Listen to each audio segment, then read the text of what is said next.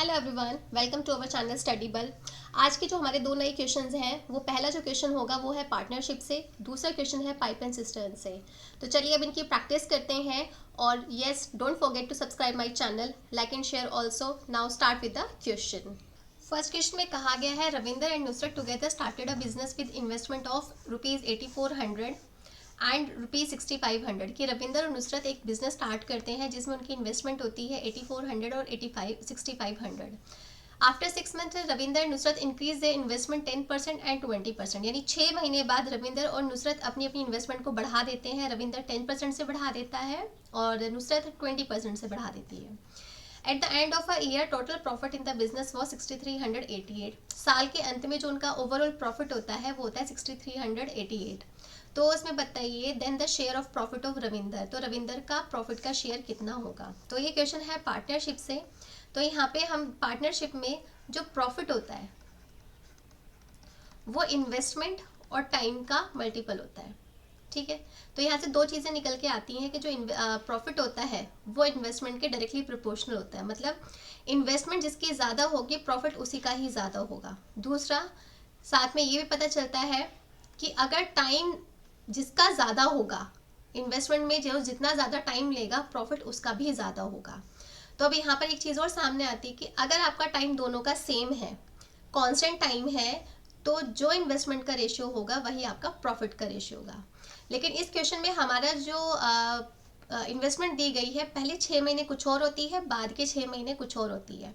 तो हम क्या करेंगे, पहले 6 महीने का प्लस अगले 6 महीने को हम टोटल इन्वेस्टमेंट को हम क्या कर देंगे, जोड़ देंगे। यानी 6 महीने में जो इन्वेस्टमेंट लगी थी वो और बढ़ाने के बाद, तो मैं इसको यहाँ पर डायरेक्टली लिख देती हूँ। जो I1 हुआ था पहले 6 महीने में कितना था आपका, 8400 था। ठीक है, प्लस अगले 6 महीने में जो उन्होंने इन्वेस्टमेंट की थी वो कितनी थी, 10% का इंक्रीमेंट हुआ था। तो 10% का इंक्रीमेंट कितना हुआ होगा, 110% हो जाएगा। तो 110 को हम यहाँ से कर देंगे, तो जो I1 हो जाएगा यानी इन्वेस्टमेंट, रविंदर की इन्वेस्टमेंट, इन दोनों को ऐड करेंगे तो 0 11 4 सा 44 4, तो यहाँ पे आपका आ जाएगा 9240। ठीक है, अब इन दोनों को ऐड कर देंगे तो हमें एंड ऑफ द ईयर की इन्वेस्टमेंट पता चल जाएगी कि पूरे साल में उन्होंने कितना इन्वेस्ट किया था।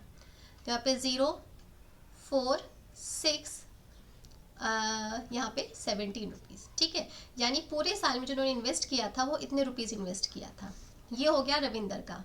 ऐसे ही हम निकाल लेंगे नुसरत का। नुसरत की जो इन्वेस्टमेंट थी वो ये थी 6500 रुपीज़ थी उसकी इन्वेस्टमेंट। ठीक है, ये थी पहले 6 महीने में। अगले 6 महीने में उसकी इन्वेस्टमेंट उसने बढ़ा दी थी, तो उसने कितनी कर दी थी, 120 कर दी, 20% बढ़ा दिया। 20% बढ़ाने का मतलब क्या होता है, 120, तो यहाँ से ये कैंसिल आउट हो जाएगा।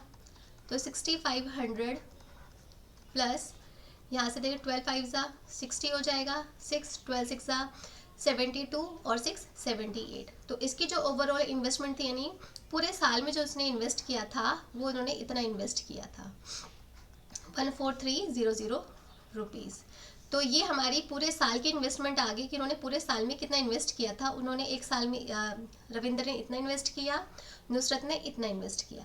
अब हमसे प्रॉफिट निकालने के लिए पूछा, रविंदर का प्रॉफिट निकालने के लिए बोला गया है, तो इसको हम कैसे पुट करेंगे।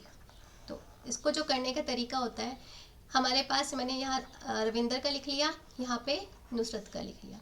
अब देखिए, अब यहाँ पे जो टाइम कांस्टेंट है, दोनों ने बराबर बराबर टाइम में किया, पहले 6 महीने फिर बाद के 6 महीने।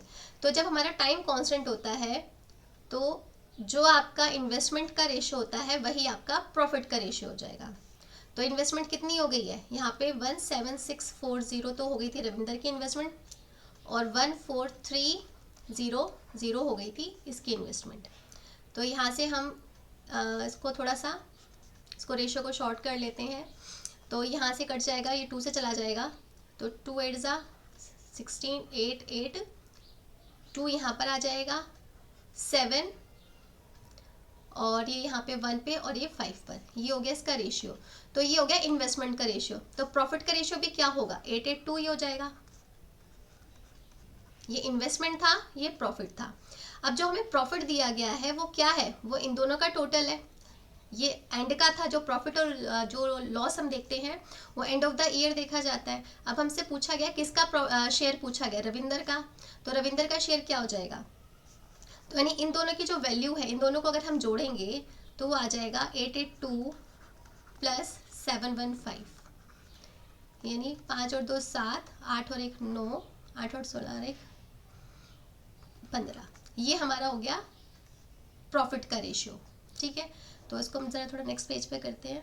तो जो टोटल प्रॉफिट आया था रेशियो में वो था 1597 दोनों का। ठीक है, जिसकी वैल्यू हमें दी हुई है 6388 रुपीज़। अब हमें निकालना किसका, रविंदर का शेयर निकालना है प्रॉफिट का। तो रविंदर का शेयर निकालने के लिए 6388, क्योंकि प्रॉफिट का शेयर है 1597, तो रविंदर का कितना था 882 था। ठीक है, जिसका निकालना होता है हम उसी का ही रेशियो यहाँ पर लिखेंगे। तो अब ये पूरा का पूरा जो कैंसिल आउट हो जाएगा वो हो जाएगा 4 पर। बस अब यहाँ पर हमारा निकल जाएगा रविंदर के प्रॉफिट का शेयर। तो 4 2 ज़ा 8 हो जाएगा, 4 8 ज़ा 32 हो जाएगा, 3 4 8 ज़ा 32 और 3 35। तो ये था शेयर रविंदर का। ठीक है, तो ये था हमारा फर्स्ट क्वेश्चन। तो अब बढ़ते हैं सेकेंड क्वेश्चन की तरफ। क्वेश्चन नंबर सेकेंड में कहा गया pipe a field at the rate of 20 litre पर मिनट, कि एक पाइप ए है जो कि 1 मिनट में 20 लीटर की दर से किसी टैंक को फिल कर सकता है। And pipe B alone filled a tank in 10 hours, और जो पाइप बी है वो अकेला 10 घंटे में उस टैंक को फिल कर सकता है। If both pipes are open together then tank is filled in 6 hours.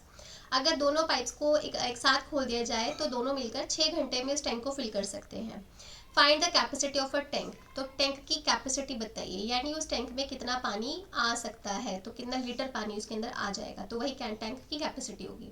तो अब हमें ए का कुछ नहीं दिया हुआ, ए का बस हमें दर दे रखी है कि वो 1 मिनट में 20 लीटर पानी भर सकता है। लेकिन बी का हमें दिया हुआ है बी कितना घंटे में काम कर सकता है। बी जो है वो 10 घंटे में कोई काम कर सकता है अकेला, यानी उस टैंक को 10 घंटे में फिल कर सकता है। फिर हमसे साथ में ही बताया गया कि अगर दोनों टैंक को एक साथ खोल दिया जाए तो 6 घंटे में वो टैंक को फिल कर सकते हैं। सॉरी, दोनों पाइप को अगर एक साथ खोल दिया जाए तो 6 घंटे में वो उस टैंक को फिल कर देंगे। तो यहाँ पे हमारे पास उनके आवर्स पता चल गए कि कोई कितने घंटे में कितना काम कर सकता है। ठीक है, तो यहाँ से हम अपना टोटल वर्क निकाल लेंगे। टोटल वर्क कैसे, नहीं टैंक कितनी देर में फिल हो जाएगा, तो वो कितना हो जाएगा 30 हो जाएगा, यानी इन दोनों का एलसीएम लिया वो 30 आ गया। तो 10 की जो बी की जो एफिशिएंसी है वो ये निकल जाएगी और इसकी एफिशिएंसी हो जाएगी 5। ठीक है, अब हमारे पास बी की एफिशिएंसी भी है और ए प्लस बी की भी एफिशिएंसी है। तो यहाँ से हम ए की एफिशिएंसी निकाल लेंगे। तो ए की एफिशिएंसी निकालने के लिए हम क्या करेंगे, क्योंकि इसमें दोनों का दिया हुआ है, तो ए और बी जो मिलकर काम करते हैं उसकी जो एफिशिएंसी है वो 5 है। तो हम यहाँ से हम ए की एफिशिएंसी बड़े आराम से निकाल लेंगे। 5 में से बी को माइनस कर देंगे बी की एफिशिएंसी को, तो हमें ए की एफिशिएंसी मिल जाएगी। तो ए की एफिशिएंसी क्या हो गई है, 2 हो गई है।